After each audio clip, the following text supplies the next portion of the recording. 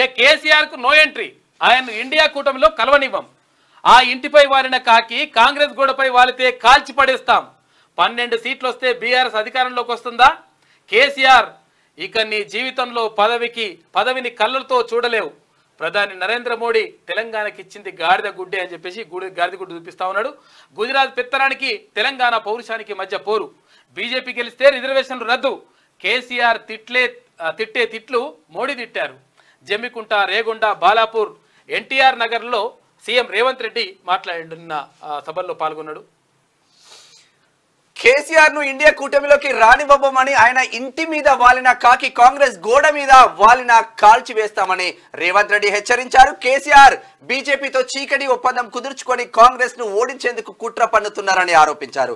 అందుకే ఆయన ఖమ్మం సభలో కాంగ్రెస్ కు ఈ ఎన్నికల్లో 40 సీట్లు రావని, బీజేపీకి 200 సీట్లలోపే వస్తాయని, రాష్ట్రంలో తమకు 12 సీట్లు ఇస్తే సంకీర్ణంలో చేరి నామాను కేంద్ర మంత్రి చేస్తామని అన్నారని దుయ్యబట్టారు. బీఆర్ఎస్ కు 12 సీట్లు వస్తే కేంద్రంలో అధికారంలోకి వస్తుందా అని రేవంత్ ప్రశ్నించారు.